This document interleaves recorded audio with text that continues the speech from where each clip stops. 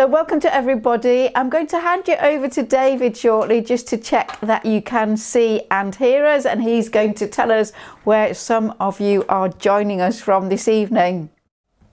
So first on tonight was Ali, Looney of Leatherhead as she likes to call herself. Hello Ali. Cilla Moncrief, I think you were with us on Tuesday for the quilting version of the live. Antari, hello to you. Joanne Tissington from cold and snowy northern Canada. Chris Davis from Lancashire. Jennifer Clifford from New Zealand. Wow. Deb Dell from a windy Rhode Island. So we've got a very eclectic cast of people today. Hopefully you can hear us okay, and we can get cracking. Yeah, so it's lovely to know where you are all from and where you're watching from, because it just helps us to give a picture. And certainly you are spread out wide today, aren't you? New Zealand, well done getting up early in the morning. And we've got a really great range of questions. There's a difference, you know, between the quilt makers and the garment makers. And the quilt makers tend to get their questions in early, and the garment makers tend to leave them till, I'm not going to say last minute, but closer to the actual event, which always makes me and David think, yeah, are we going to get any questions? And then suddenly it always happens that we get a lovely bunch of questions that are all really interesting and a nice range of different things to chat about. But first of all, those of you who've been joining us for some time know that we have a prize draw for 2 lucky members. You don't need to do anything, you just need to be one of our subscribers to be eligible for the draw. And this month we are going to send 2 people a lovely tailor's ham. Now, not exactly the same as this one. This is the tailor's ham that I've had since I was a student, so over 40 years, and it has stood the test of time really well. Still lots of years to go in it, and I use it often for all kinds of things. So not just, you know, pressing around sleeve heads, but anywhere where I've got a nice curve to a seam and I want a little bit of shape to it, or where I just want to just get into a little bit and it's a nice flat surface just to do that. So really useful bit of kit. Now Peter has gone to the gym. Peter, my husband, for those of you who don't know, he normally draws out 2 tickets, but he is not here this evening, so I have the honour of doing that. And there are 2 tickets, David, and we will let 2 people know that they have won a tailor's ham later on this evening. So David, question number 1. Okay, so the first question is from Liz Williams, and Liz says, hello David and Philippa. Is this a question that Philippa has already answered? Then please excuse me for asking it again. Does Philippa advocate pre-washing fabrics before cutting out and making up? Now, I know what the answer is with regard to quilting, but I don't know what the answer is with regard to garment making, so I'm interested to know. Okay, and it doesn't matter if a question comes up more than once, because people join us at different times and they might forget the answer, and it's always good to have a refresh. So you don't need to apologise for asking a question that you think might have come up before. So it very much depends what the garment is and what the fabric is and how that garment is going to be worn and laundered, or is it going to be dry cleaned, and so on. So if I'm making something like a cotton or linen dress or blouse, something like that, and it would matter if the fabric shrank a lot, you know, because you would lose kind of width as well as length, then definitely I would pre-wash just on a really gentle cycle. It isn't so much really about the washing action, it's about kind of wetting and soaking the fabric so that it does shrink. So just a really gentle wash of the fabric if it's a cotton or a linen for a dress or a blouse, something like that, and I would just put it in with some gentle laundry. I mean, not even on its own, but if it was something like a tailored jacket, then I may not do anything with it. But you can pre-shrink wool and fabrics that have a high wool content in them by putting them over your ironing board, getting them all really nicely kind of lined up and square on the ironing board, have them supported on a chair or a table or something like that so they're not going to drag. And what you do with a steam iron is you just hover it over the fabric. So you're not actually going to touch the fabric with it, you're just going to hover it over and steam it, and that would help to shrink it a little bit. But if it's something like you know, a very tailored jacket that you're not going to stick in a washing machine, or a coat, something like that, yes, I might do that, but I might not bother. So I think I have to kind of leave it up to you to kind of work out how much laundering that particular thing is going to get. The Chanel jacket that I'm working on for the forthcoming Chanel style jacket class, the fabric is a real mix, so it's got all kinds of fibres in it, and I haven't done anything to pre-shrink that. It's actually quite a loose, boxy style Chanel jacket, and you know, it may get dry cleaned once in a blue moon. It may never get dry cleaned, depending on how much you kind of wear it, really. I'm a big believer in not over cleaning and washing things and hanging them up to air and just spot cleaning them, that kind of thing. And so that hasn't had anything on it, anything done to it, and partly because it's got quite a lot of man-made fibres in it, as well as some wool and some cotton. It is a real mix, and so those different fibres are difficult to kind of treat all in the same way. So I think the safest thing is just to carry on with that fabric as it is. So quite a lot to say on that when you thought it was just going to be a yes or no answer. Okay, thank you. So hopefully that's helpful to you, Liz. Okay, the next question is from Maureen, and I do have your last name, Maureen Warden, because you've got one question from last time and one question from this one, Maureen. So we'll deal with this, the question from this time first, because it comes first on my list. And you say, I've replaced my Janome overlocker with a Husqvarna S21 combined overlocker and cover stitch machine. However, I didn't find it easy to thread, with even more of a challenge converting it to cover stitch.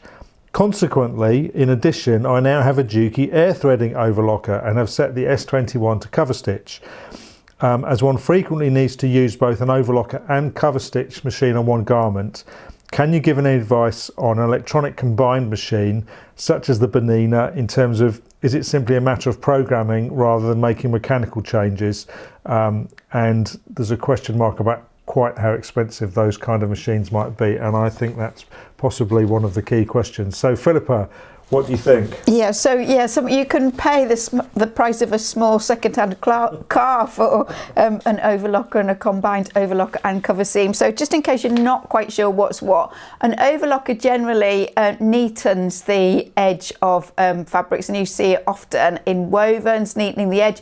You can also use an overlocker for sewing things like jersey fabrics, making t-shirts and knitted fabric garments. And the and the overlocking trims as it sews generally. The cover stitch is actually a stretchy stitch that you see on the hems of t-shirts, so on the bottom edge on the actual sleeve, and it doesn't trim as it stitches, but it gives a very stretchy, flexible finish to the actual hem stitching. Yeah, I do think overlockers can be really quite intimidating. They do thread very differently from a regular sewing machine. You know, you might have 2, 3, 4 or 5 threads in an overlocking, depending on the type of overlocking that you are doing, and so you've got lots of different paths that you've got to follow, and you do have to follow the paths exactly. And in recent years the domestic market has seen air threading overlockers, where you just start the thread off and poke it down a little bit of a hold, and then air is shot through the channels that the thread is going to go through, and it whips the thread through, and you don't have to do anything more than just actually thread the needle. And I've had a number of overlockers in my kind of sewing career, and I used to be a clothing designer, and I worked in I was a designer in a factory that used a lot of knitted fabric, so I'm very familiar with an overlocker. I think one of the things you have to do is kind of give yourself the time to thread it. You know, it's not just like whipping your thread through your regular sewing machine. So you need to kind of get that into your head to start with. And the more you do it, the better you get at doing it. So, you know, like everything, familiarity actually is really helpful. And overlockers will have a colour-coded system of which thread goes where. And the Bernina that Maureen was talking about, I mean, it has a a screen, and it has kind of little videos, as it were. So when you want to do a particular operation, you tell it what you want to do, and on the screen you can follow the whole process with this little kind of it's not a film because it is a diagrammatical thing, but you can follow the sequence and you can watch it as many times as you need it so that you don't get it wrong, as well as it having air threading. But when I have the combined overlocker and cover stitch machine. When you want to swap between one and the other, you do have to re-thread or unthread some bits and change threads, and you do also have to change the foot that you use as well, and disengage the blade that trims when you're doing regular overlocking. So there are things that you do need to do when you are swapping from overlocking to cover stitch. So it isn't as simple as just kind of switching a button saying, right now I'm going to do cover stitch rather than overlocking. But I think with all of these things, I mean, sewing machines, there's such a huge variety available out there. I mean, there's so many and so many different price ranges. You really have to investigate it and go to sewing machine shops and go let them know you're coming and you want to spend time looking at what they've got and experimenting with them. I have to say that the one that I've got, the Bernina one that I've got, it is the easiest to use of any overlocker that I have ever tried, but it did come with a really hefty price tag. You know, Maureen, you've already got two machines. You've got one set up as your cover stitch and one set up as your overlocker, so you've kind of covered all your options anyway, haven't you? So I think my answer to you would be carry on as you are with what you've already got and just see how you get on. And if it's doing all the jobs that you need it to do and you're coping with it nicely and it's working for you, then don't spend any more money. You know, save it for something else. I don't know what, but anyway, so hopefully that is helpful. Okay, thank you. So Maureen, question 2 was about top stitching on corduroy, and there's a image which goes with this, which I'll show you. She says, I've adapted a dungarees pattern into a pinafore dress with a bib and straps, all of which need to be top stitched. The problem I have is not being able to stitch sufficiently close to the edge of the fabric without the needle getting pushed over by the wales, the little ridges. Also, the wales on the hip pockets look like they've been crushed. And so have you, she says she's used an edge presser foot on her Pfaff Passport IDT sewing machine, and it seems to have stopped it from slipping. But Philippa, any advice on this? Okay, so it looks really super. It looks really lovely. And so for those of you in the States, we're imagining that Maureen's in the UK or perhaps Australia or New Zealand. A pinafore is what you would call a jumper, and that's going to confuse everybody. But anyway, America, a jumper, and in the UK, a pinafore dress. So a dress that you would wear, a jumper, sweater, oh God, I've just said jumper again. You'd wear something underneath it on the whole, unless you were feeling extremely brave. Anyway, several things to say on that. I wonder whether one of the things to perhaps do is not to have 2 rows of top stitching, not to have one really close to the edge, because the actual wales or the raised part, the raised section of the actual fabric, when you fold the edge, so like on the edge of a pocket, those little fibres are going to kind of stick beyond where the foundation fabric is. And so if you want to get really close to the edge, you're just going to be stitching on the pile fibres, aren't you, rather than the actual backing holding fabric. So you either need to come in a bit, or I'm wondering whether you just do, say for example, 1 row of top stitch and 1/4 of an inch or so in. You could do something to like use a triple stitch with a long stitch length, something like that for your top stitching, or a buttonhole thread or a heavier thread or a contrasting thread, something like that, so that you define it in a different way. So have 1 row of stitching, but make that row of stitching talk more by the thread that you use or by the type of stitch that you use. You are dealing a lot with thick fabric, and when you're on the edge, when you've got very thick fabric like that, you know, because it's got the pile and it's folded because you're on the edge, half of the sewing machine foot is on this thickness and the other half isn't on the thickness. That's in the length of the sewing machine foot. So it's bound to wobble a little bit, isn't it? So if you move everything in 1/4 of an inch, your sewing machine foot is supported continually as it travels. What I would also say is that you would be wise to reduce the pressure on your presser foot if that is possible, to allow the fabric to feed. If you've got a lot of pressure on your presser foot, the work isn't going to feed through very easily, and I would lengthen the stitch length. And I think where perhaps this is what Maureen means, but where she's saying the hip pockets look like they've been crushed, that might be in the pressing. So I would always press from the wrong side, so that you're not pressing directly onto the pile of the fabric. I would press with steam, but I wouldn't be pressing very hard, and I'd probably be spritzing as well as using steam, and so that extra moisture will help to give a crisp finish without the needing to really kind of hammer down and push really hard on that. So that might be a reason why that has happened. But when we look at what you've got there, it all looks extremely nice. I think you've done a lovely job, but there are perhaps just some design and technical considerations to bear in mind for a future corduroy or needle cord project. Oh, there we go. Sorry, pressing the wrong buttons. So, okay, hopefully that's helpful, Maureen.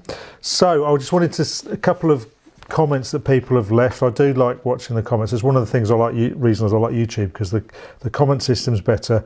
Monique from Belgium. So we've got a few people from different places. We've got Deborah Chancellor in USA, Mary Zinsmeister from Wisconsin. And I did notice that Sue Egan said that she's on the Eurostar heading from Paris to London. Nice. So whether you'll manage to get signal all the way across, hopefully you will. And then Lala from not so sunny California. So welcome to everybody wherever you are. So the next question is from Valerie Meir, and Valerie says, I love the pocket tutorials. Perhaps one on different waistbands could be considered. I've recently discovered a faced waistband and it turned out really well. How about a waistband class, Philippa?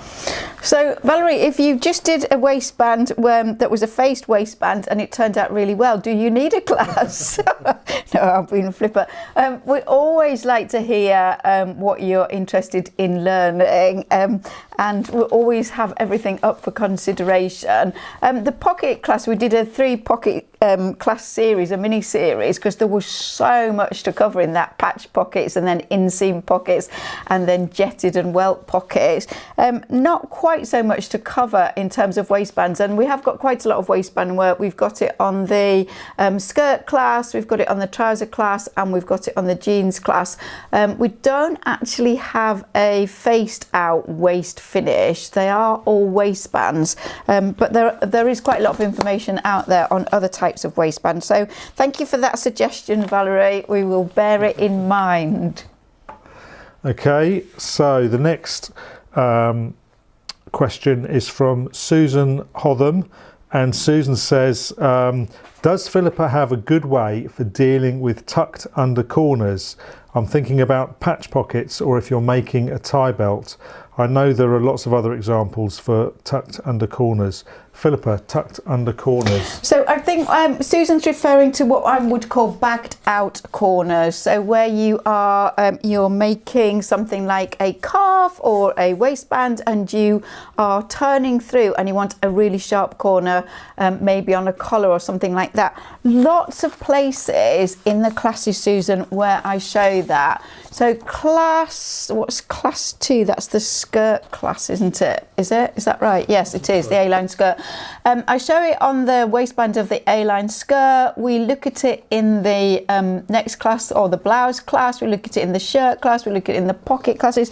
Lots of classes. I never personally, when I'm sewing and I'm pivoting in a corner, I never chop off the fabric diagonally across the corner. I fold it. I fold one and then the other, and I show you exactly how to do this, because I like to keep the fabric in that corner. It gives a really really crisp finish to the corner, and it makes sure that the corner is not vulnerable to fraying. People get a bit scissor happy and start chopping things off, and I personally don't do that. So Susan, there are lots of places in various classes where I do show that, starting with class number 2, which is the waistband on the skirt class. Okay, so the next question is from Helen Coward, and Helen says, I'm enjoying the classes and found the answer to making a neck facing in the first class. I was wondering whether you're going to do any classes on making alterations to existing clothes. I wanted to reduce the size of some of my husband's polo shirts, and I've got some t-shirts myself, which I want to let out around the middle. I've got some t-shirts that I need to let out around the middle as well. So I'm with you on that one, Helen. What can we do, Philippa? Excuse me. Okay, it is something that has been asked before. I'm always very hesitant about it. It's such a kind of specific thing. Everybody's body shape is completely different, and the garments that they would come up with would be completely different as well. I think just specifically for you, with your husband's polo shirt, so that is a knitted fabric, probably short sleeves, little placket, a little collar on it, 1 or 2 buttons on the placket. I think a good thing for you to do with that would be to get a polo shirt that fits him the size he is now, and then compare that with what he's got in his older polo shirts. And what I would suggest that you do is that you unpick the side seam and you take the sleeves out, okay, and then you cut down, so you cut all off the side and the armhole and up the other side, and you reduce the amount of fabric there, and then you may need to reduce the sleeve a little bit as well, and then you assemble it back together. That's what I would suggest you do with that. I would just try it on one first, you know, the kind of least precious one, and then see how that goes, and you can make further tweaks from that. So that's what I would do with that. You will need an overlocker. Well, not necessarily actually, you can do it on your regular sewing machine, and if you look at sewing with knitted fabrics class, it shows you how to sew with knitted fabrics with a regular sewing machine and with an overlocker, so you've got options on that. In terms of your t-shirts, now then, if you want to increase them in size around the middle, you're going to need to find extra fabric. So that either means purchasing extra fabric and putting a panel perhaps into the side seam, or David suggested, it was very good from David, that you chopped a bit off the bottom and put it in the side seam. However, would that mean that there were then little crop tops, which you may not want? Okay, but another thing you could do is, I mean, I don't know kind of what your style is or anything, but you know, I've had t-shirts in the past that have been quite short, and then they've had a frill around the bottom, so you could chop off a piece off the bottom, and then you could buy some more jersey fabric, and you could gather a frill on the bottom, or you could if it was fitted in, you could chop off at a point, and then you could put a contrasting colour jersey below that went straight down or was slightly flared. So you could keep the kind of upper part of it, but get creative with what was going on lower down with some alternative fabrics. I think that would be really good fun, actually. So we want to know what you do and whether you do any of that and how it turns out. So we want the photographic evidence. Okay, so hopefully that will help you with that one. Okay, the next question for Philippa, this is number 2. It's from Judy Dreyer, and we've got a picture that goes with this. I'd appreciate any suggestions you might have on how to reduce the breadth of the shoulders in the 1980s Vogue pattern 1914, which back in the day was one of my favourite Perry Ellis patterns. If I reduce the width of the shoulder, do I add that amount to the sleeve head, and do I need a sleeve cap and shoulder seam adjustment if I reduce the shoulder pad from 1 inch to ½ an inch? And would you use a raglan or a regular shoulder pad? Thank you for your help. So a few questions there, Philippa. Okay, so it is a really lovely pattern from the mid to late 80s, I would say, looking at that. And funny enough, I used to buy a lot of Perry Ellis patterns as well, Vogue patterns, but I don't have that particular one. So what I'm going to say to you is, I wonder if you've still got one of these jackets that you made way back, and that if you could try it on, because if this is from the mid to late 80s, that's quite some time ago, and your shape might have changed a little bit. It might be exactly the same, who's to know? But I would sort of try it on and see. If you haven't got one, I would make a toile and just see where you are with that now compared with what your body was like when you originally made this design. And then you need to decide where you want fabric to come out of that. Now, can we just have the image up again, please, David? So it is quite fitted, isn't it, into the waist with those little tucks that are stitched down. I'm not sure whether they're loose above and below. They look like they're stitched down from kind of the waist down to the hem, but they are open above that. And so you would want to pleat out from the shoulder downwards. Now, I think there are several things you do. If we just look at the drawing of the back of the jacket, and we can see easily, you could actually fold out a pleat and you could stitch it all the way up, and or you could stitch it across the shoulder, leave a little bit open at the cross sort of lower back, and then have it stitched again down towards the hem, so it created a blouse on effect. So you could stitch it out, or you could fold it out and take that out of the pattern so that you weren't cutting out all that extra fabric. Now your sleeve, I mean, the sleeve is quite a loose fitting sleeve, which matches, doesn't it, with the larger shoulders that that particular silhouette has got.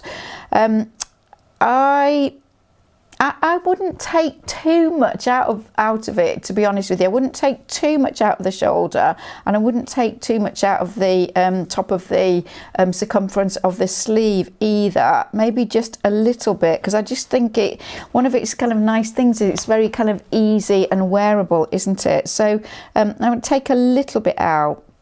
But really it is pleating in across the shoulder and bringing that armhole further up so that it doesn't extend so far out and sort of beyond the natural shoulder point.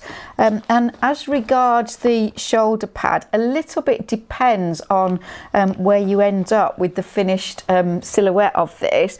A raglan shoulder pad, which is a rounded one, is going to give you a softer finish and perhaps easier to make it look right. You know, you don't need to quite tailor it quite so much because it is still a casual jacket, whereas a more conventional shoulder pad that has the sharp finish to the outer edge is going to give a different silhouette. So, you know, I always have a few shoulder pads just knocking around in the studio, and, you know, I'm putting different ones in and just trying them. So I can't say one or the other. My thought would be a raglan shoulder pad, but I would just see what it looks like with a more conventional shoulder pad as well. So start off by just looking at where you are now compared to where you were. Make up a toile if you don't have one of the jackets. See where you need to fold out fabric, so whether you're going to fold that out and it's not going to be included in the actual garment, you know, you're going to get rid of it, or whether you're actually going to fold out and stitch and still create a more blouse on effect like that, and then just play with your little bit of sleeve alteration, but not too much, and then shoulder pads. So hopefully that will help you, Judy. Okay, so the next question is from Jules, and I haven't written down your last name, I'm afraid, Jules, but Jules says, this is number 7, can you please advise, oh, and there is a picture that goes with this, but it's not teed up, so I'll pop it up in a second. Can you please advise why the thread keeps fraying and snapping on my new second-hand machine? I've put new needles in and very carefully checked the machine is properly threaded. It's the same make as my old machine. Don't know what else to do. Only sews about 6 inches, then snaps and frays, and it's the Janome Pro 500Q. Okay, so I imagine then, Jules, that this is a pre-loved sewing machine that you have just purchased. There's the picture of the... Thank you. It looks to me like the thread could possibly be getting caught on something, or snagging or snarling on something. It looks to me like it is breaking fairly close to the needle. I I'm trying to kind of visualize what's happening here. I don't think it's breaking way back from the needle, because it would sew longer than 6 inches, I think. You know, if it was breaking further back, you'd have a long line of thread through your sewing machine, wouldn't you? I mean, it would stitch more than 6 inches before you didn't have any thread there. So my feeling is that it's breaking somewhere fairly close to the needle. So if you kind of go back 6 inches from, you know, where the thread goes through the needle, what's happening inside that little bit that you can't see, there may be a little burr or some tight fitting or something like that that is catching. My only other suggestion on that is that it's catching on the thread. You know, sometimes you have a little nick in the spool, it can catch on that, but again, that's too far back from what's happening. Presumably or hopefully you bought it from a dealer, and I think that you would be wise to take it back. If you can't find something, some little burr or something that's not quite right, just a little way back from the needle, take it back to the dealer or whoever you bought it from and explain what has happened, because that certainly looks very frustrating. It is also worth looking at your thread. I mean, I don't know what your thread is. Some threads are not as good as others. Some sewing machines don't like some thread, so it might be a good idea to try several different threads just to see if a different thread makes any difference. And also it might be a good idea to get something like this Sewer's Aid, which is a silicone lubricant, and although it looks like oil, it's not, and you can just at intervals put a little bit of that down your thread. It won't make it look like it's an oily mess. It will lubricate the thread as it goes through the sewing machine, and that might help as well. So do have a look at your threads. New needles, I mean, sometimes you do get a dodgy needle even if it's straight out the packet, but it sounds like you've put several new needles in. That's not the point, but do make sure that your needle size and your thread size are balanced. You don't want a great big chunky needle with a fine thread and vice versa. So be interested to know what actually the outcome of that is, Jules, and whether we've managed to help you in any way.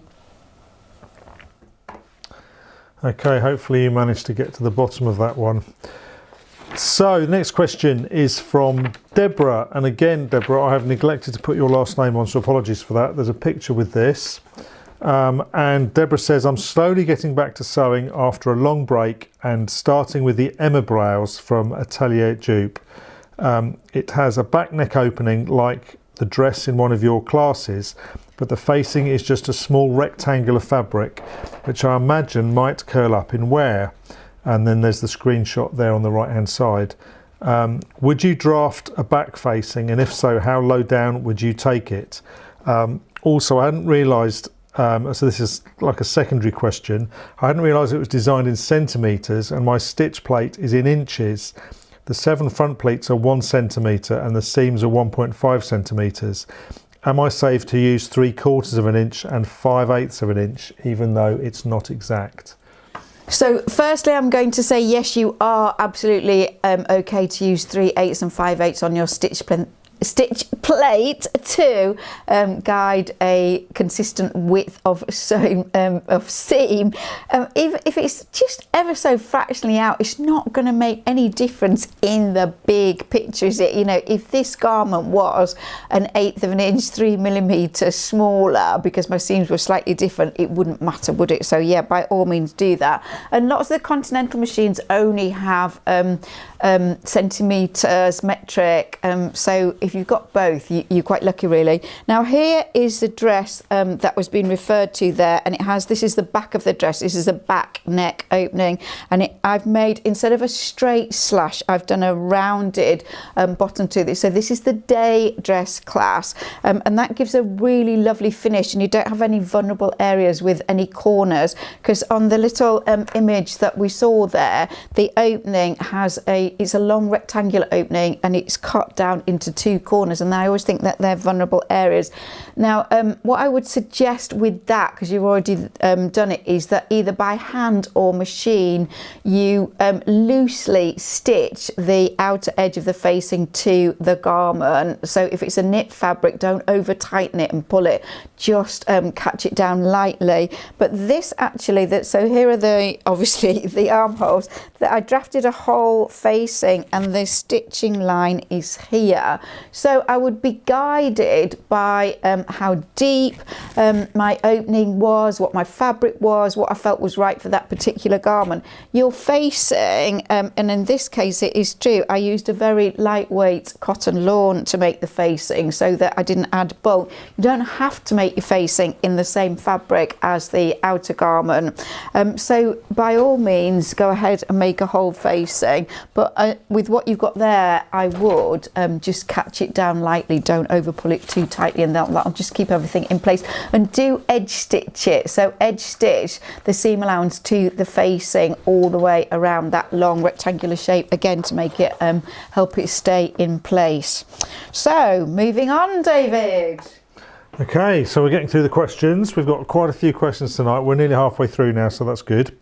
So the next question, and do you know what? I haven't even got the name of the person that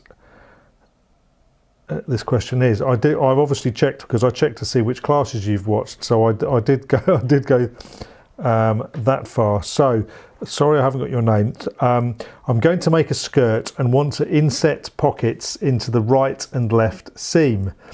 The pattern is calling for a 12-inch invisible zipper in the left seam. I'm a little baffled about the need to use a 12-inch zipper. The zipper in your class uses an 8-inch zipper. The waistband is a facing with no waistband. This may be why they're calling for a 12-inch zipper. If I do use the 12-inch zipper, what changes would be required to insert the zipper and the pocket? I'm inserting a pocket on the right that has a grown 5/8 inch extension. I like the way the pocket sits deeper inside the seam. Thank you, and I hope my explanation is understandable. And I just had a note to Philippa that we know that you have watched the inseam pocket class, so you've got all the details, and you've obviously been right the way through it. Okay, and David's got a little screen here so I can see myself and see David and see what you're actually seeing. And this is going to sound awfully vain, but the colour of my hair is just disgusting. And every time I see it, because I don't normally see it, do I, that it's supposed to be blonde highlights just on the end. And my hairdresser was obviously talking too much and not paying attention to what she mixed up and how long she left it on my head. So I apologise for looking like the most disgusting brassy blonde that is out there, but it looks really shocking. It's the Peter, just come and stand next to me. Peter's come back, Peter, come here. Peter's just come back from the gym, and I have to say that the colour of my hair matches Peter's gym top perfectly. Yeah, it does. I just need to go to the swimming pool, get a bit of chlorine on it. It'll soon be that green, won't it? Right, okay, now then, going back to the question, 12 inches does seem very long for a side seam zipper in a skirt. I do like a longer zipper because it's easier to step in and out the garment. Normally we're told sort of 7 inches, 8 inches, but I'm happy with 9 or more than that. So it does seem very long. What that means in this case is that the zipper, when it is opened, will go beyond the mouth of the pocket, because the pocket would be far too far down if it was lower than the bottom of the zipper opening. So I think it'll be absolutely fine. We have got a whole class on inseam pockets and with zippers, and I explain in detail how to do it, and it is quite a lengthy process. It's not difficult in any way, but there are steps that you need to follow, and I do it with an invisible zipper. And the only thing that I think is really important, it doesn't matter if the zipper is shorter or longer than the opening of the pocket, but you don't want the bottom of the zipper to be in line with the bottom of the pocket, because you get a lot of bulk altogether and it's not neat.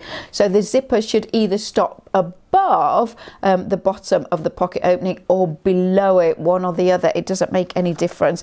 And I don't think it's anything to do with the fact that it's not a sewn on waistband, because with a garment that doesn't have an extra sewn on waistband, the actual finish of the garment is actually lower down than a waistband. The waistband sits kind of above the waistline, and if there's no waistband on, it's lower anyway, so that doesn't explain it at all. So I have no I don't know why they've given you a 12-inch zipper, quite frankly. It's more expensive. You can save a few pennies if you get a slightly shorter one.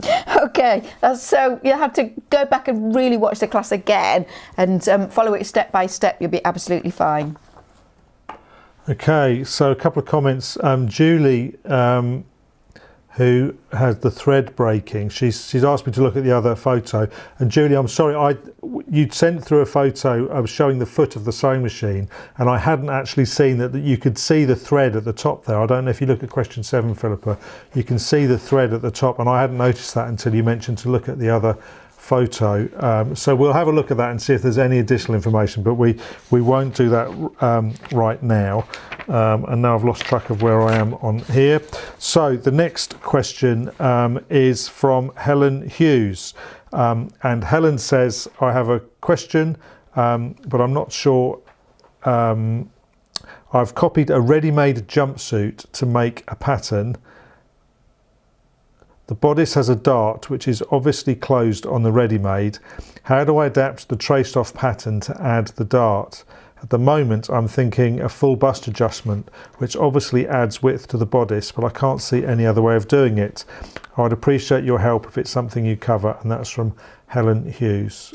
So Helen, you need a big cutting mat and some large sheets of paper and your garment and a sharp pricker and pencil and ruler. And what you are going to do is you are going to find the centre front of the bodice part of this garment, and you are going to draw a long line on your paper with plenty of paper beyond it, and you are going to weight down the garment. So you probably want some nice garment weights. You're going to weight it down so that the centre front of the garment is lined up with this line that you've drawn on to designate the centre front, okay? And you are just going to work on the shoulder bit, and you're going to put your weights on there and smooth it all out. And with your pricker you are going to go around the seam line, the neck and the shoulder and down the arm to the point where the dart starts. So you've got the neckline, you've got the shoulder, you've got the armhole, and you've got a little bit of the side seam, okay? And the garment won't be laying flat, will it? Because it's got a stitched dart, it'll be sitting up, okay? But when you've done that, take the weights off the top and put the weights on the bottom, okay? And weight it at the bottom, and you will, with your pricker, you will do the bottom and you will come up the side seam, and there will be a space from where you finish the last bit to where you finish the second bit that you've done, and that'll be where the dart is. And you'll be able to work out how long the dart is, and if you do some measurements from the centre front and from the shoulder, you'll be able to find the end of the dart, and so you actually draft that in. Now when you've got that drawn in, don't cut the side seam, fold the dart out. You've seen me do this in some of the classes, and I wonder if it's in the blouse class, David. Anyway, I can't quite remember. I think it is maybe the blouse class, or maybe the full bust adjustment class actually. You fold out the dart before cutting the side seam. When the dart is folded out and pinned, and then you cut the side seam. Don't forget to add to your seam allowances on. You will get the bit that you need so that you've got the fabric, that little extension of fabric on the side seam edge of the dart. So that is how you go about doing that. So it'll take you a little while, but don't be frightened of it. It's not very difficult if you've got the right stuff. Fiendishly clever. I was following that, and with all finding the space, it appeals to my mathematical brain, creating a space by when you haven't got one. But anyway, moving on. The next question is from Linda Forey, and Linda says, I'm still not completely sure of the best way to select a dress pattern for myself. I have a 38-inch bust and wear a 34D bra. As the patterns are based on a B cup, should I select the dress pattern sized for a 36-inch bust and then do a full bust adjustment? When I did the shift dress, I used a 38-inch bust size, and it ended up too big, and I had to take the side seams in. I remember when we had just released the class, there was an awful lot of conversations about dress sizing and working out how it all works. So Philippa, for Linda, what would we do? Okay, not just for Linda, for everybody. Okay, I do not understand why commercial patterns are made for a B cup. I mean, that goes back to like 1960 and into the 70s. You know, before we were so well nourished and had glasses of wine every evening, and before the pill and hormones in food and all sorts of things. And the average cup size is not a B. It is so much bigger than that these days. So, you know, yes, those patterns are available, but they're not the standard patterns, and they ought to be. So if you, let's just say you could have a petite frame and a small bust, and you took an A cup and you were a 34-inch bust. Everything is good. Everything that you hopefully buy, A or B cup, the pattern is going to fit you, okay? Now you could have exactly the same size frame, couldn't you? So the same shoulders, the same neck, the same cross back, same armhole, all the rest of it, but you could have a much bigger cup size, couldn't you? So you need a lot more fabric in this direction and a lot more fabric in this direction. You can't just add it this way. You know, you need the fabric to cover the whole of the bust. Yeah, so what you need to do is you need to add fabric in the bust area in both the horizontal and the vertical plane, but not alter the shoulders, the cross back and all the rest of it. So Linda, you have answered your question. You would be better to choose a 36 and do a full bust adjustment. Now if there are any of you, you know, that haven't watched it, as soon as you sign up for Garment Makers Question Time, your first class is the shift dress, and you get an additional video on doing bust adjustments, not just a full bust adjustment, moving darts, all kinds of things. So really kind of expansive video on how to deal with bust alterations, and we really want you to watch that. It's so valuable. It answers so many of the questions to enable you to get a much better fit. So your first class just comes with tons of information to help you. So Linda, yes, you're going to do exactly what you thought, and you're going to do a full bust adjustment. Okay, good. So the next I thought there was going to be more to say on that, but that's great. So the next question is from Diana, and Diana says, oh, there's a picture with this one. I think I've got the right picture teed up. I'm making the trousers and have altered the pattern for my round fat tummy, she says. Those are your words, not ours, Diana. This is your words. This has resulted in a longer curved front edge rather than a straight tummy edge. I also needed to make the front fly zip and underlap about an inch longer. Is that right? Now my problem is, will the straight fly sew neatly to the curved front of the tummy area? Also, will the longer zip fit neatly? I'm reluctant to commit without some reassurance. The notches no longer match, but I'm not concerned. The fabric is a cotton sateen. As you can tell, I'm putting my fly on the left front because I'm used to jeans. I hope you can reassure me so that I can continue. Lots of love, Diana.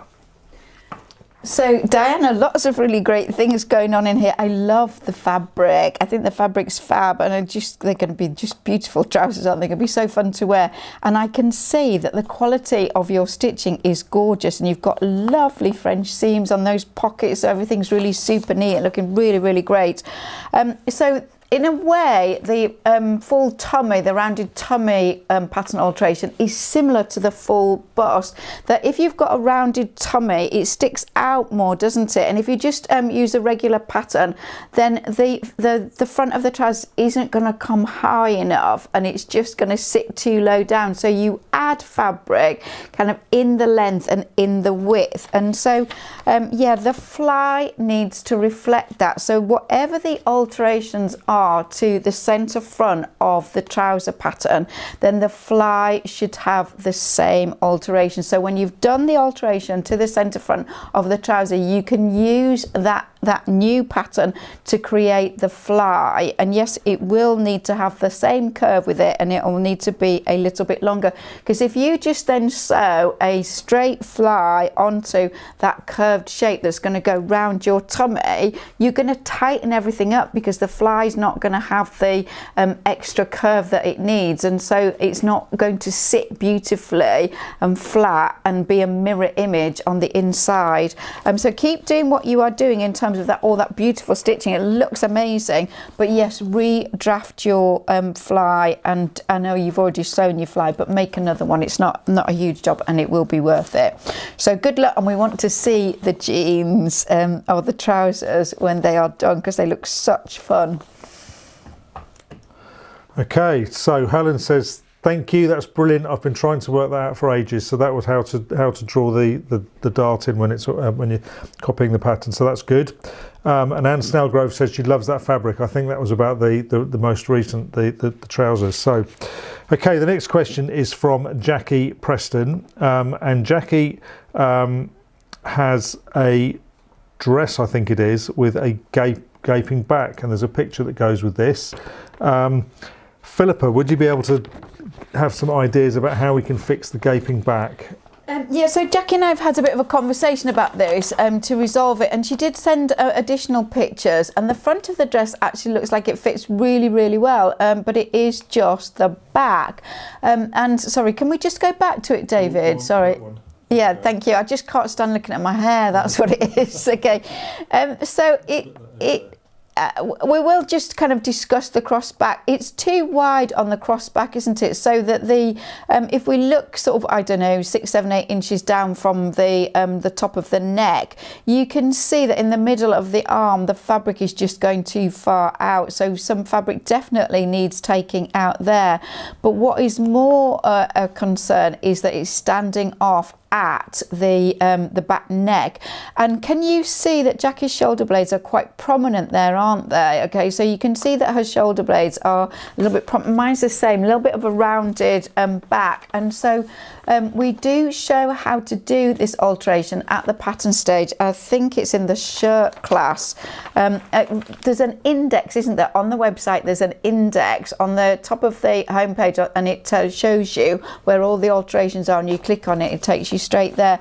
And she can't now go back and alter the pattern because the garment's already made, so she needs to unpick the facing, the back facing, and sew a dart quite away from the centre back on either side of the neckline, and redo that back neck, and it will need a new facing as well. So she could take the dart out of the facing piece as well, but that's going to be quite thick in terms of lots of layers, so she'd be better to cut a new facing without the dart, and that will really make it wearable. So yes, she does need to address the back of the armhole, but the main thing is to sew a dart in the back neck on either side.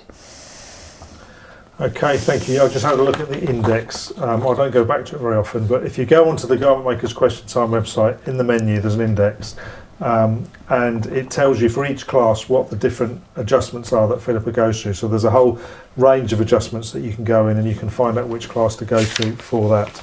So the next question is from Davina Thomas, and Davina says, what is the difference between a blouse and a shirt? We've got a blouse class and a shirt class. What's the difference between the two? She wants to know which one she needs to watch. Well, obviously, Davina, you need to watch both the classes. Okay. The classes, you don't, I think it is very valuable to watch all of the classes. You don't need to make all of the garments, but if you were doing some ironing or something like that, it's a really good idea to watch them because they do build on skills. And the difference between the blouse and the shirt class is that the blouse has a one-piece collar, so it doesn't have a collar with a stand, it's just a one-piece collar. It's a softer look. It doesn't have any cuffs or plackets in the sleeve. Okay, so it's a softer, less tailored garment. And then the main difference between that and the shirt class is that in the shirt class it's a much more structured two-piece collar. There's a cuff with a placket and also cuffs to die for. Oh yeah, beautiful cuff, and then also a yoke as well. And the reason for the difference is that a collar with a stand is generally to be worn with a tie. So if you want to break it down into kind of gender, you might say that the blouse was the ladies because you didn't tend to wear ties, and that the shirt was the man's because it was a more formal garment for a tie. Having said that, I often wear a tie with a shirt or with a blouse actually, but the main difference is in terms of the kind of structure structure and the formality of the garment, but I definitely suggest that you watch both of them. Really valuable information on buttonholes and all kinds of things in the blouse class, which is not to say that's not mentioned again in the shirt class, but you build on skills as you go through. So hopefully that helps you, Davina. Okay, so we have a question now from Helen Coward. Oh, and there's an image which I haven't teed up, sorry. She says, I'm trying to shorten the sleeves of a paper pattern Butterick 6416, which has the sleeves and yoke combined. She says yoke combined, but I think she means yoke. I have cut out a 2-inch piece where it says, but I now have a step where the pieces have been joined back together, and I don't know whether to add or remove paper to make it a smooth line. So I'll put the image up and you can give us your opinion, Philippa. Okay. Yeah, because I always like to give an opinion, don't I? Okay, so sorry, David, have we got the picture? Yeah. Sorry, thank you. I'll just wait until we see the picture and then I can chat to you about it. Thank you. So just talking about the yoke, I always remember being about 10 years old and we were doing history at school and we had to write about the Duke of York, and I was living in York at the time, and the teacher got me to come up to the front and said, Philippa, I don't know what, you weren't really concentrating on this, were you? Because I'd written the Duck of York, Y-O-L-K. So goodness knows what I was thinking. I was probably hungry, wasn't I? Wanting some breakfast or something. Anyway, what you asked is a little bit confusing initially, but if we look at the lower piece of pattern, well, I'll just chat about that one. So what you are looking at on the right hand side is the curve of the neckline, and then if you travel down so you can actually see a grain line, that is the center front, okay, and then the long line on the top of that pattern piece, that is the shoulder and into the sleeve, and then we get the cuff on the left hand side and the underarm. Does that make sense, David? Do you want me to say it again? He's looking. So just look at the bottom pattern piece, yeah. Look at the right hand side of it, and you see it under the, yeah, it's just under that little bit of kind of square where it says B6416, okay. That curve is the neckline, okay. If you go from the top and you trace around that curve and you come down towards the bottom of the image, that's the center front, okay. If we go back to that top right hand corner, and there's a very long line of pattern, isn't there? That is the shoulder and into the sleeve, yeah. And then traveling down at right angles from that is the cuff edge, and then if we travel from right angles along that, that is the underarm. Does that make sense? Okay. So where the length has been taken out by Helen there, what you can see on the seam that runs across the top of the arm, so we can go back to me now, thank you, David. The seam that goes across the top of the arm, there is a step, isn't there? So all I would do is that I wouldn't chop that step off, I would just grade that down so that it's a nice smooth line hitting to maybe it might actually touch the actual cuff edge there, or it may just stand a little bit proud of it, but you want a smooth line and you're going to do that on both pieces, so that's what I would do with it.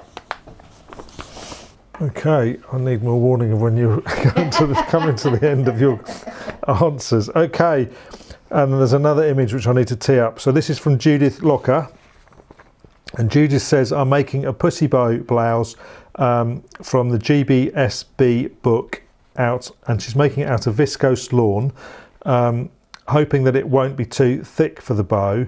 And she says she's using kimono silk thread from Superior Threads, which seems to disappear beautifully in the seams and darts, but she's worried that whether it's going to be strong enough, and should she go and get some Gutterman sew-all thread, because she doesn't want to go to all the effort of sewing it all together and find that she's bursting the seams really quickly after it's finished.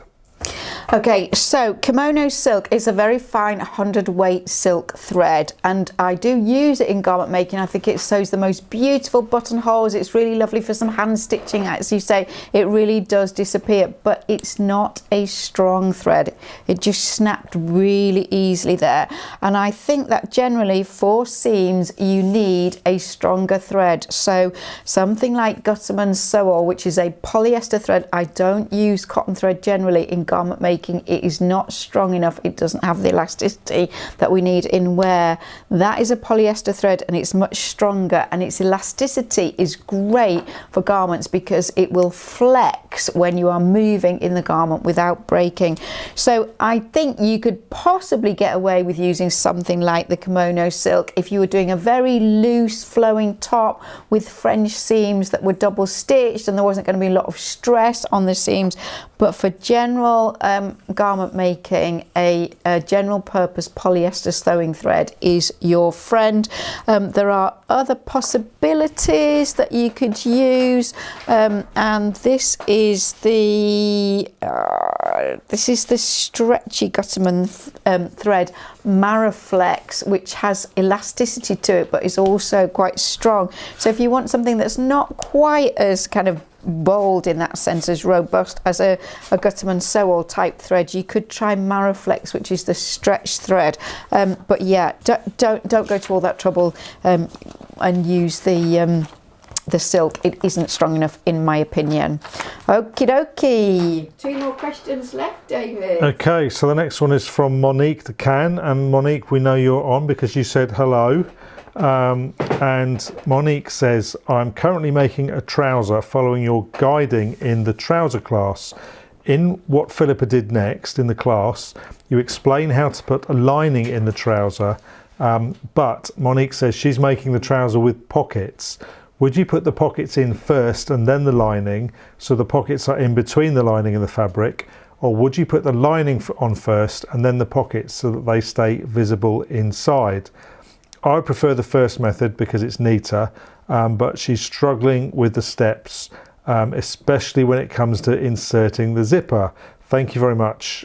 And she says she's very much looking forward to the Chanel jacket class. So we do need to just update people on where we're at with the Chanel jacket. We almost forgot that. So that's from Monique in Belgium. So Monique, these are the trousers that you are referring to, and for the Brits I call them my Rupert Bear trousers. It was a beautiful piece of woolen fabric that my mum had bought many years ago, that I made these kind of Oxford bag type trousers with big heavy cuffs on the bottom, and because it's wool they are they're half lined, so they're lined to just below the knee, and all of this is explained in the trouser class. But what I did was I treated the trouser piece and the lining as one. So when I open them up on the inside, you can see the side seams there. If I had made the trouser, the outer trouser and the lining separately and put them together, then you wouldn't see the seam, would you? Now, I don't think that there is a right or wrong way to do this, and I think that there are different reasons for choosing whether to treat it as one and baste them together and sew with the lining and the outer fabric together as one, or whether you sew the outer separately and the lining separately, and then you put them in together and you stitch them together at the waistband or whatever you are doing there. It's what you want the lining to do. What is the purpose of the lining? So the lining generally is going to do 2 things mainly.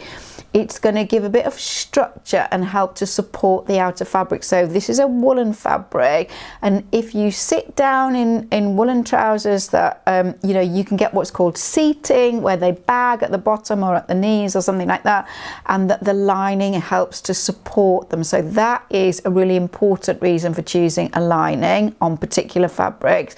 You might choose it if your fabric was very sheer and see-through, so like a fine linen trouser, you might decide you need to line it for that because you're going to be able to see through it. But also you might be doing it for comfort. You know, if you've got a woolen fabric or something slubby, something like that, it might be a bit uncomfortable, itchy, whatever, and that the lining is going to make it more comfortable. So as a general rule, this is what I would say, and I am saying as a general rule, if you want it for support, then I would treat it as one. If you want it for see-through, you can go either way. You can make them separately or you can treat it as one. And if you want it for comfort, then I would treat them separately. But if putting pockets in is tricky with treating them separately, I can't see why it should be really, but if it is, just think that once you've got pockets in there, and if the pockets are between the lining and the outer fabric, it just seems a bit odd to me really, and not quite what I would do. I would tend to have the pockets on the inside of the garment, but as I say, there are no rules. That is my rationale for suggesting what I do, but again, no hard and fast rules. So Monique, I suggest you have another think about it and work out why you are lining these trousers, and that may help you decide which way to go with it. Tell us about the jackets. Oh, okay. So yeah, let me move the trousers. And I haven't worn these trousers very much this winter, and I absolutely love them. I should do that. So I know you've been promised this for forever, the Chanel style jacket, but as you can see, it is moving on, and we are. I've been formulating this class so it is the class to end all classes. I mean, hopefully not literally, but anyway, I have studied this unbelievably, and I have really working out, I've got pages of notes of what I want to tell you, and the Chanel style jacket, I mean, I've got so much to say. I can't really make a start on it now because we're not ready to this isn't the class, but it is very much a kind of hand sewn garment. I have done a lot of tailoring, well, not lots, but plenty of tailoring over the years. I did tailoring at college. A few years ago, I made my son a very tailored Harris tweed jacket, which was really all the pad stitching, all of the internal layers of canvas, etc., etc. What I would say to you is that following the pattern for this particular jacket, there is more hand sewing and more work in this than in the garment that I did for my son, and for that reason I have really explored different ways of doing it, and I think that I'm going to give you lots of options, and a lot of this can be done by hand, but I'm going to give you machine options. That includes buttonholes, sewing linings together, and all sorts. But I'm just going to tell you on the so, you know, one of the very kind of distinctive features of a Chanel style jacket are these braided trims. And I've got some gimp here, which is actually upholstery gimp, but it's what is used often. And I decided that on its own, it didn't really stand out very much. And so what I did was I took a linen rickrack braid and I've stitched it by hand on either side of my braid, and there's a lot of braid going around all of this, so that took a long time in itself. But I was just explaining to David where we're at the moment. So there is an interlining that is sewn onto the outer front with herringbone stitch. So that is one row of herringbone stitch. That's one row of stitching that goes all the way kind of round, okay? You then tape the seam to stop it stretching, and the tape is herringbone stitch to the front of the garment and the interfacing on both sides. So that's 3 rows of hand stitching, okay? When you've done that, you fold back the raw edge of the jacket front and you herringbone that on in place. Yeah, that's 4 rows of stitching.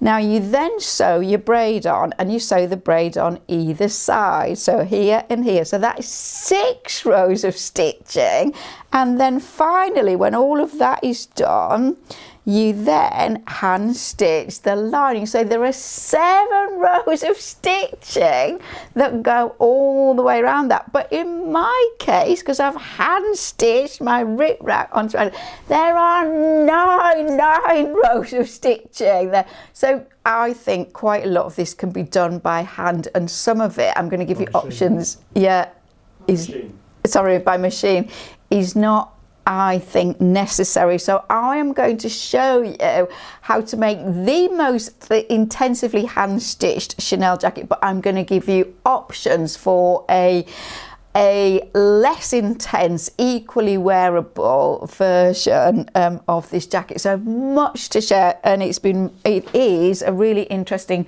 process, and all kinds of things about choosing fabrics, and I'm going to show you how to cut it out, because there are actually 8 panels in the body. So there is a seam here, can't even see where there's a seam here, there's a seam here, there's a seam here. So if I just spread it out, you can see there that my pattern matching is really spot on. So I'm going to show you how to do all of that, but you don't have to do that. You can make it in a plain fabric. So lots and lots and lots of options coming, and you are going to really enjoy the process. And there is, it is said that every woman should have a Chanel style jacket in her wardrobe. I don't actually have one. I have never had one yet. Pardon? Where is that said? Oh, like Chanel says it, yeah. And if you go on the Chanel website, okay, and this is ready to wear, this isn't bespoke couture, you will pay at least £6,000 for $8,000. yeah, $8,000 or more for a Chanel style jacket. And so I'm going to teach you how to recreate that at an absolute fraction of the price with as many hand sewn or machine sewn techniques that you care to choose. So it is exciting, it is coming, it has taken a long time, we apologise for that, but it will be worth the wait. This class is going to be worth its weight in gold. I cannot tell you how much information I have to impart. David's worried that it's going to take us 17 weeks just to film it. So, but it's going to be an amazing class. So we keep making plans to film it, and then I say to Philippa, "Are we going to be ready?" And she says, "Well, I've just got another row of hand stitching to do." So we haven't started filming yet. When the process that we go through, Philippa does all the testing and creates all the test garments and that sort of thing, and then we'll eventually get through, and then we'll go through the whole process again and make it with you. So Philippa is, I don't know how far into it. You can see how far it looks to me like there's still quite a little way to go, but there we are. So final question, and then we'll give you the winners of the draw. So the final question is from Jill Taylor. It's a trouser question again. Here's the picture that goes with it. Can you give me some advice on how to reduce the bagginess on these trousers? They're meant to be baggy, but I would like them to be a bit less baggy. I bought these trousers as part of a salwar kameez, a traditional Indian outfit that is a dress or long top trousers and a scarf in India. I like the pattern on the fabric, so I had to buy the outfit. Okay, and a belated happy birthday for earlier on in the week. Okay, so sorry, and whose question is this? Jill Taylor. Jill. Okay, so Jill, are you wanting to alter these particular trousers? Because I can't actually tell. It looks to me like it is Yes, I think she does. a waistband which has got the trousers gathered onto a separate waistband. It's a little hard to see. You've camouflaged them on your tiled floor there. So I think you're going to have to whip the waistband off, or certainly whip some of the waistband off. So you could, I don't know where the fastening is. I don't know if there's a zipper at the side, centre back, or whether it's elastic or what. I'm afraid I can't tell. But what I think you're going to have to do is either take the entire waistband off or leave the centre front and centre back of the waistband attached. But you're going to have to run a section in off each side seam. I think that is probably the easiest thing for you to do with these. In both the trouser class, which is class 4, and the jeans class, which is about class 8, with an awful lot of information on alterations for trousers. I mean, just about everything that we could possibly think of in terms of getting a really fantastic fit on trousers. So if it was a garment that you were starting from scratch with, then I would suggest that you look at that. But I think the easiest thing is just to take it off the side seam. You might end up taking a little bit from under the crotch if the crotch is quite low. But I would do the unpicking and pin out first, and maybe baste it and try it on, see if you've got what you want before you actually take it, sew this seam, and then chop off the bit and neaten the edges so that you get rid of the excess fullness that you don't want, and then just pop the waistband back on. The reason that you might take the entire waistband off is that you will be able to redistribute the gathers if it is gathered onto a plain waistband. Again, I can't quite see whether it's elasticated or not. I think it is a plain waistband. Whereas if you just unpick the side seams, if you just unpick a section of the waist and take off the side, you won't have an even distribution of gathers around the entire waist area. So up to you on that one, really. But that's what I would do with it. Okay, so that was the last question. Just a couple of comments, and then Peter's going to announce the winners. So lots of people very excited about the Chanel jacket class, which is good. Deb Dell says, I've made 2 Chanel style jackets, so Philippa might be calling you for some advice. The first one, I put 7 different types of braid together for the braid. It took forever, but it was worth it, and I'm very much looking forward to the class. So I think it's going to be very interesting once it gets going. Get her to send a photo. Yes, we want to see it. Oh, we definitely want to see it. She said she's made 2. Yeah, 2. So, Peter, come and tell us who our lucky ham winners are. Oh, my goodness, I could smell the bread. What I want to know is, because you keep going on about your hair being a brassy blonde, what's wrong with brassy blondes? That's what I want to know. It just does not suit my colour and it makes me look cheap. Before meeting you, dear, some of the happiest moments of my life have been spent with brassy blondes. Anyway, we're moving on. The 2 winners are Juliet Harris and Susan Hotham. So I think Peter's trying to show you that he's just baked some bread. I think that's what that was all about. I could smell the bread. Peter bakes all our bread, and occasionally I do buy bread, and he gets a little bit offended, I think, because his bread's not good enough. But sometimes you just want something a little bit lighter, and I've tried to say to him, I've said this today before, it's like saying there's all this fruit in the world, but you're only allowed to eat apples. So anyway, it looks wonderful, Peter. Thank you, dear. And Peter's incredibly kind. Most mornings he brings me a cup of tea and a slice of delicious toast with marmalade. I make the marmalade, he makes the bread. So we're a perfect pair, aren't we, Peter? Yeah, okay. So Juliet and Susan, well done. David will be in touch to ask for your postal addresses, and then we will get these organised. They will come straight from the supplier, so not from us, but you will get those in the fullness of time. Thanks ever so much for spending the hour or slightly more with us this evening. It was really great to answer your questions. Hope you really enjoyed it and that it was useful to you. I'll keep working on the Chanel jacket. We've also got the pin cushion class to finish off editing and get out to you, and we are also planning a further live session. We did that sewing machine savvy class last month, and I am also planning a class on threads and different types of fabric. All the information I can possibly give you on the best threads to use, different types of threads and fabrics, so that you have a lot more knowledge when you are doing both garment making and quilt making if you are a quilter. So take care, everybody. Enjoy that last little bit of February and the leap year, and we will see you in March. So from Peter, Bye-bye. and David, show your face, David, go on. And from David, from all of us here, have a wonderful March, and we look forward to more questions and seeing and hearing what you've